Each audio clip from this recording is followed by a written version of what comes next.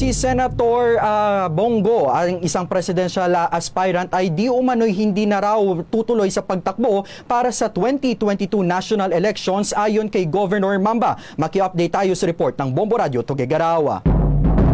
Ikinagulat umano ng mga gobernador, ilang cabinet secretaries at iba pa na kasama sa pulong kagabi sa Malacanang, kasama si Pangulong Rodrigo Duterte ang pahayag ni Senator Bongo na magwi-withdraw siya sa kanyang pagtakbo sa pagkapangulo. Sinabi ni Mamba na ang inakala nila ay ipinatawag sila para ipakita ang kanilang suporta sa kandidatura ni Go, ngunit iba ang inihayag ng senador.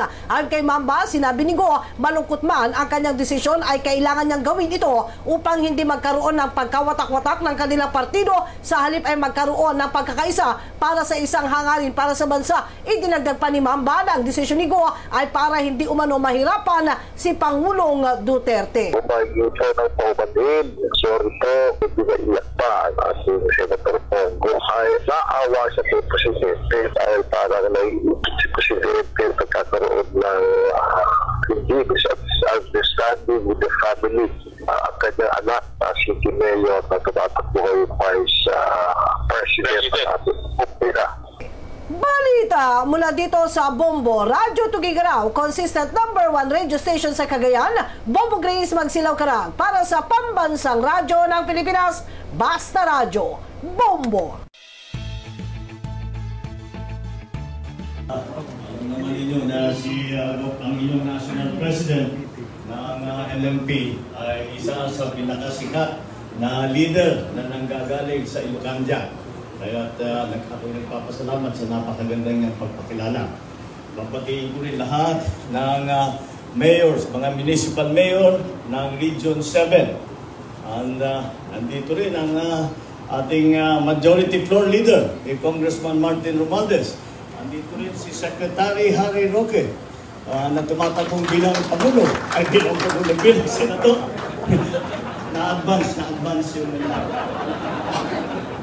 At the Mayor of the City of Cebu, Mayor Mike Rama, andyan din, kasama po din natin ang Mayor ng Niloa, Mayor Cristina Garcia Frasco. At ako'y nagpapasalamat at higit sa lahat, ang aking running mate na si Mayor Inday Sara Duterte Campo. Alam niyo po, nung pinapakinggan ko yung kanyang storya, kung paano siya nakapag-decide maging Vice Presidente, ay sabi ko, hindi pa kumpleto yung kanyang kwento. Akong magkukumpleto ng kwento niya. Nung siya ay nakapag-decide na, siguro wala nang isa pang presidential candidate na naging mas masaya kaysa sa inyong abang lingkod, dahil napakapalad ko na naging running mate ko si Mayor Inday Sara sa susunod na halalan. Dahil siya'y, alam nyo, kami ni Mayor Inday hindi masyado, magkakilala kami na matagal. Pero hindi kami hello lang, hindi kami masyadong nagkikita. Dahil nasa Davao siya, ako naman nasa Manila at sa Ilocos. Ngunit sa nakaraang ilang linggo, ilang nakaraang buwan, ay nakilala ko na ang pagkatao ng aking running mate. At siya ay isa sa pinakamahusay, pinakamagaling, pinakamasipag na public servant na nakilala ko. Kaya sinasabi ko, napakaswerte ako, napakapalad ko na siya ang naging running mate ko, napakapalad ko na meron akong kasama na naniniwala rin sa ating advokasya. Ang simbolo po ng aming pagsasama ni Mayor Inday ay isang malaking at importanteng simbolo. Dahil kagaya ng sinasabi sa ating mga publicity, sinasabi nagsama na. The North and the South have come together. Totoo nga naman yun. Dahil kami ay galing sa North. At si Inday Sara naman ay galing Mindanao. At talagang may ibig sabihin yung aming pagsasama. Dahil ipinagsasama namin ang buong Pilipinas. Nung ako'y nagdeklara, when I declared my candidacy for President, I spoke about a unifying leadership. And I spoke about the unifying leadership because I think that that is what is important and that is what is needed for the Philippines right now. Nakalubog tayo sa krisis ng pandemya, krisis ng ekonomiya, at kung minsan sa tagal ng panahon, magdadalawang taon na, ay parang nawawalan na rin, nasisiraan tayo ng loob at nakikita na wala tayong nagsasabi, wala na tayong pag-asa. Dahil pagka gumagaling na, gumaganda, babalik na naman at eto na naman tayo. Ang mga Pilipino, walang trabaho, wala silang pera sa mga bulsa, at hindi malaman kung ano ang magiging kinabukasan ng bawat Pilipino. Kaya napapag-usapan ko ang unifying leadership, ang pagkakaisa na liderato, ay napaka-importante para sa akin na matuto tayo sa leksyon ng kasaysayan ng Pilipinas. Na lahat ng krisis na dinaanan ng ating bansa ay tayo'y nakaraos, tayo nag-survive, tayo ay nabuhay muli dahil tayo'y nag-isa. Hindi maaari na ang Pilipinas umahon dito sa krisis na ito kung hindi tayo magtutulungan. Ang maganda rito ay ang pagtutulong, ang pagmamahal sa kapwa ay nasa ugali, nasa kultura ng Pilipino, nasa ugali ng Pilipino ang mapagmahal, ang matulungin, ang makisama para lahat ay matulungan. Yan ay siguro tayo we have been distracted by some of the issues that have come before us. And maybe we have left the normal path of the Filipino culture. Panahon na natin ibalik yan. Dahil hindi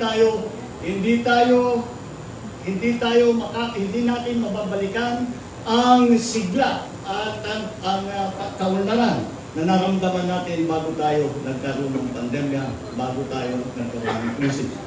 Ang pinag-uusapan ko rin ay unifying leadership. Dahil kahit na tayo'y nag-iisa, ay kailangan sa likod ito ng isang plano, ng isang vision, that we must have a vision for our country, for your constituent. Kayo, mga chief executives kayo. Ako naging governor ako. Sa level ng chief executive, mga governor, mga mayor, hanggang sa barangay, kagaya na nabanggit ni Inday Sara, ay kailangan magpakita ng leadership.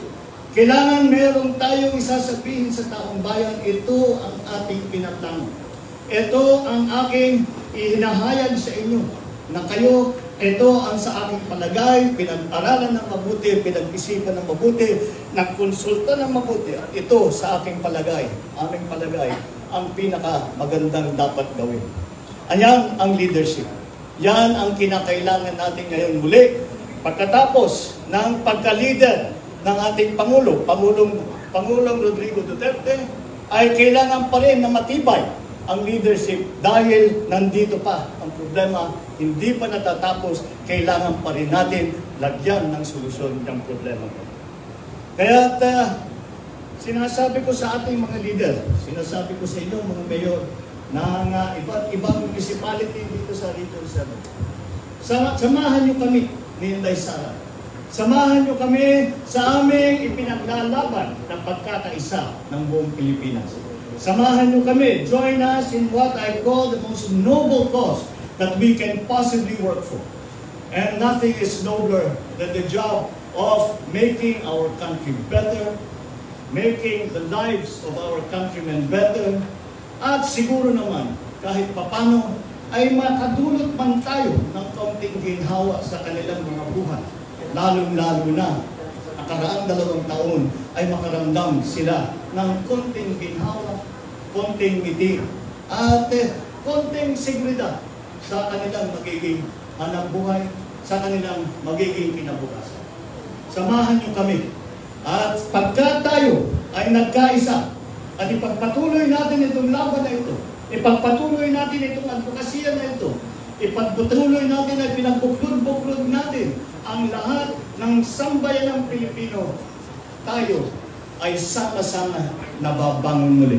Maramot sa ako ang gioferan ko nga mudagan og Vice President. Nakaingon ko sa ako ang kaugalingon tingali mauna ni ang ipadala sa ako sa Ginoo nga di man ako mahatag tibuok sa mga tao, pero I can meet them halfway. Kato nga, Vice President, kaya mauna lang mani ang available sa ako sa pagkakaroon, kay nang ingon naman yung ko, nga dili ko mudagan ng Presidente, unya, doon ako isa ka tao nga giingnan nga, ikaw dagan, kung gusto ka, kay di man ko mudagan. Diba, lain kayo tanahon kung siya mismo ako ang kalabanon, muratag ka ng walay delikadesa. Sa ako ang mga Bisaya, ako kaayo na ang kanang delikadesa. So, nag-iong ko nga, unang-unaan ko na, kay sukad-sukad wa, mag-yun na, gi-istoryahan sa ako ang Vice Presidente. Pero niya, mga tao sa Presidente. So, nag-isugon na po ko ang konsulta, istorya sa mga tao. Nagkauna-una ko nga, mauna ni, ang ako ang mahimo para matubag na ako ang mga panawagan sa mga tao. Because, kita pirmi, sa ato ang kinabuhi, kita mo ginang maguna, mga mayor man ta. Pero usahay yun sa ato ang kinabuhi, kinahanglan ta mo barog sa luyo sa usa ka leader po. Nga nung gipili na ako nga mahimong running mate o katandem si Bongbong Marcos. Tungod kay importante mong sa ako as mayor and as a Vice President candidate nga ang ako ang katandem, doon na siya experience sa executive position na trabaho. Kapitan, mayor, gobernador. Kay, mauni sila ang mga posisyon nga anad o decision making. Kamo mga mayor mo, pangutan-on mo, unsa to ang buhaton, kay balo mo. Kung sa inyong buhaton, tungod sa inyong experience, 1 term, 2 term, labi na kung naka 3 terms mo. Si Bongbong Marcos, naka 4 terms siya as governor. Naka 1 term siya as congressman. And naka 1 term siya as senator. Ang iyahang mix sa iyahang career, executive, legislative, local, o national. Kung makita ninyo, kung ikumpara ninyo ang ako, tinuod, executive, legislative, pero wag niyo ko kaabot o senador. Wala ko na national. Kaya gipili ko ito na ko yun. Nga dito ko magserbisyo sa syudad sa Davao. Importante, kay, pananglitan, mingon ko, sir, natay problema. Ingani ang ato ang mga pwede buhaton, 1, 2, 3, 4. Kinahanglan ko o presidente nga mo ingon, okay, sige, gawin nyo yan. Ito ang gawin ninyo. Maglisod ko kung ang pangulo nako moingon siya, Inday Saras, kadjot lang. Tulugan sa namin nato kay wa ko kibalo sa ako ang buhaton. Kibalo mo anak, as mayor nga kinahanglan mubarog mo desisyon ang isa ka chief executive. Maupon na ang trabaho sa isa ka presidente. Ang amuang hangyo sa inyo karon sa tinuod lang gikan ko og Misamis Occidental ningon gyud ko dito sa ilaha. Dali ra kayo sa ako ang maghangyo para sa ubang tao, pero ako mauwaw gyud ko mohangyo para sa ako ang kaugalingon. Pero naa naman ko dinhi nagtindog na ko sa inyong atubangan ni nanako ni palampason ang panahon nga dili mo sulti sa inyo ang amo ang hangyo ug ako ang hangyo sa inyo nga idiretso ninyo ang Bongbong Sara nga tandem.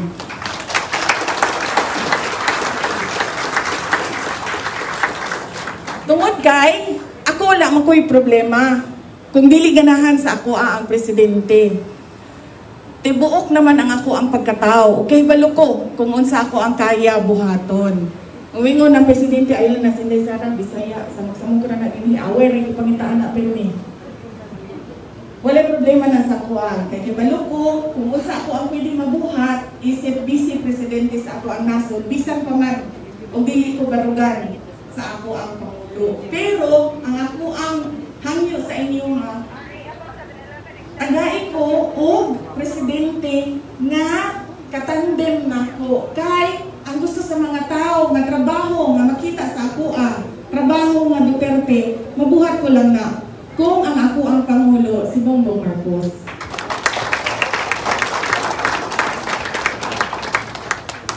Ang ako ang mensahe, giablihan na ako og pagpasalamat. Ang ako ang mensahe, ako akong ending is pasalamat. Tanan ni kalimutan na ninyo ang ako ang gisulti dinhi. Basta basta di lang mo makalimot, ganitindog ko din karong gabi una sa inyo atubangan. Nagpasalamat ko sa inyo ha. Sa inyong padayon nga suporta sa administrasyon ni President Duterte ug sa iyang mga gibuhat para sa ato ang nasod.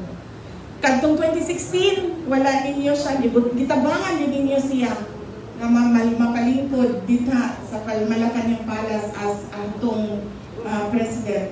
2019, wa ninyo siya gibiyaan. Sunod tuig, mahuman na ang iyahang termino. Gusto niya ipaabot sa inyong tanan ang iyahang pasalamat kay naagihapon ang inyong hugot na pagsuporta sa iyaha as president of our country. And amo ang pamilya, dako pud kaayo o utang kabubuton sa inyong gipakita na suporta sa among amahan nga si President Duterte. Ako, magpasalamat pud ko sa inyong umaabot nga suporta para sa ako ang kandidatura o sa kandidatura sa ako ang running mate nga si Bongbong Marcos.